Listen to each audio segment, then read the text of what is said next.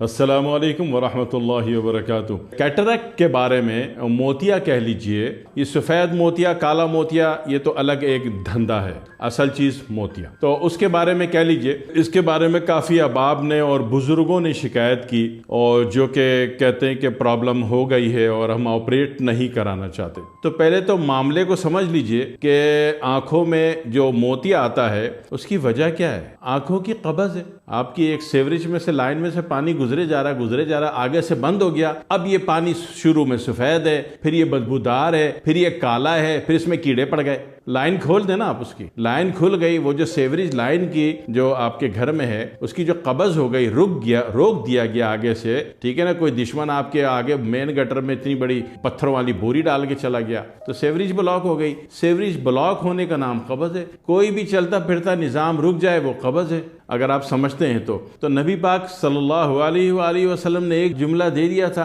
कि तमाम बीमारियों की जो उम्मुल अमराज है वो कब्ज़ है। वो कब्ज़ का तर्जुमा आपने सिर्फ पेट में डाल दिया, ऐसा कुछ भी नहीं है। कब्ज़ हर जगह हो सकती है। दिमाग में कब्ज़ हो जाए तो दिमाग में ट्यूमर बनना शुरू हो जाएंगे। कान में कब्ज़ हो जाए तो कान में पता चला बड़ा सा दाना आ गया। नाक में कब्ज़ हो जाए, ठीक है, तो नाक में पता चला नाक की हड्डी मोटी हो गई, फूल गई, बंद हो गई, एयर ब्लॉक हो गई, नाक की कब्ज़ है, ठीक है। इसी तरीके से गुर्दे में कब्ज़ हो गई तो गुर्दा अपने फ्लो फंक्शन को सीधा काम नहीं कर रहा, उसमें जनाब अली पहले वो यूरिक एसिड पैदा करेगा और वो जब क्रोनिक में डालेगा तो उसको जनाब अली क्रेटिनाइन बना देगा। गुर्दे की कब्ज़ है, ठीक है। टेस्टिकल की कब्ज़ हो गई तो पता चला टेस्टिकल की कब्ज़ हो गई तो वो छोटे बड़े मियाँ हो गए। वो जनाब अली पहले पता चला कि वेरिकोशल हो गया और क्रोनिक पे गया तो पता चला हाइड्रोशेल हो गया। है तो उसकी कब्ज़ ना, फिलो रुका है ना उसका कहीं से भी। अब वो चोट की वजह से रुका हो, वो बहुत ज़्यादा सख्त, बहुत ज़्यादा टाइट अंडरवेयर पहनने की वजह से रुका हो, वजह कोई भी है तो कब्ज़ रुक गया तो रुक गया, लाइन चौक हो गई उसकी, ठीक है। कैटरैक्ट जो है जिसको मोतिया कहते हैं वो आंखों की कब्ज़ है,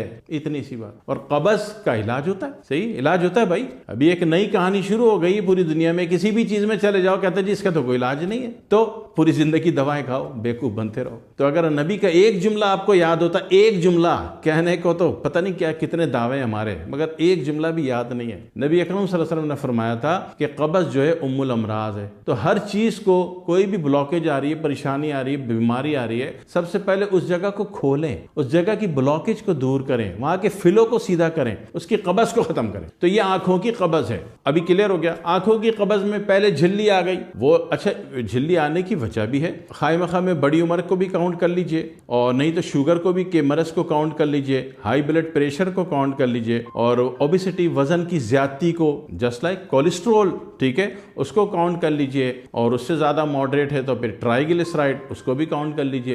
तो ये वजूहात हैं उस मामलात की जहां पे जनाब अली ये हालात पैदा होते हैं, आंखों में कब्जियत होती है। कब्जियत में क्या होगा? आंखों की कॉन्स्टिपेशन, आई कॉन्स्टिपेशन। कभी सुना है जुमला? नहीं ना, मगर नबी पाक ने 1445 साल पहले फरमा दिया था जी, आपने नहीं सुना, वरना ये नबी 1445 साल पहले हर मसले का हल दे गया, कुछ नहीं छोड़ा इसने। एक करवट से दूसरी करवट में भी जाना है, बाथरूम में भी कैसे जाना है, कैसे निकलना है, नबी अकरम सल्लल्लाहु अलैहि वसल्लम ने आपको सिक्योरिटी लॉक प्रोवाइड कर दिए थे, ताकि वहाँ का जो एक नई मखलूक है जिसको खबीस कहते हैं, उससे आप महफूज रह सकें। इस नबी का तरीका आपकी दुनिया, कब्र, हशर, बरज़ख, क़यामत सब बना देगा।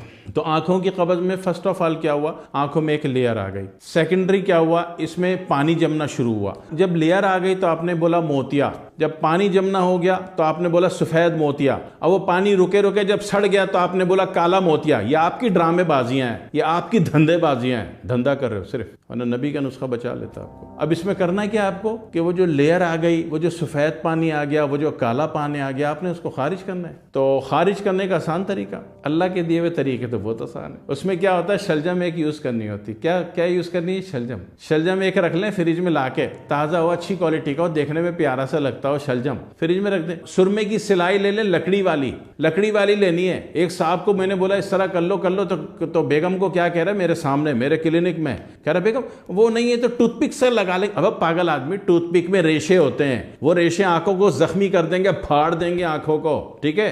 और आंख एक दफ़ा गई तो दोबारा नहीं आती। तो इसमें जुगाड़पना नहीं करना है, बाज़ाब्ता सिलाई हो आंखों की और उसको उंगली फेर के देखिएगा बिल्कुल चिकनी हो, साबुत हो, कहीं चुभ ना रही हो, ठीक है, एहतियात से चलना है। अब वो सिलाई जनाब वाली किसी लोहे की सुरमा सिलाई से शलजम में सुराख किया और फिर हटा के लोहे की हो या जस्त की हो या वो तांबे की होती, पीतल की, प्लास्टिक की, कोई भी सिलाई से पहले शलजम में सुराख करना है। अब लकड़ी वाली सिलाई जो है वो डाल के 1 मिनट छोड़ दीजिए, 1 मिनट छोड़ दीजिए ताकि लकड़ी उसके रस को जज्ब कर ले और फिर वो आंखों में लगानी है दिन में 4 दफा। ठीक है भाई साहब। सबसे पहले क्या हुआ, कैटरैक्ट हुआ, मोतिया हुआ, फिर उसमें पानी रुका, सफेद पानी, फिर वो पानी सड़ गया, काला पानी। इतने सारे ब्रांडेड चक्रों में फंसने की जरूरत नहीं है। आप आंखों की कब्ज खत्म करें और ये दिन में 4 दफा लगाइए, आप यकीन कीजिए आपके मामला दुरुस्त हो जाते हैं। पक्की बात है, दुरुस्त होते हैं, ये खत्म होता है, ये साफ होता है, ये ठीक होता है, कोई जरूरत नहीं। अगर आप ऑपरेट नहीं कराना चाह रहे, ऑपरेट एक आसान इलाज है, मैं उससे मना नहीं कर रहा, लेकिन अगर आप नहीं कराना चाहते तो ये इलाज कर लीजिएगा, इससे बेहतर कोई इलाज नहीं। और 1 हफ्ते या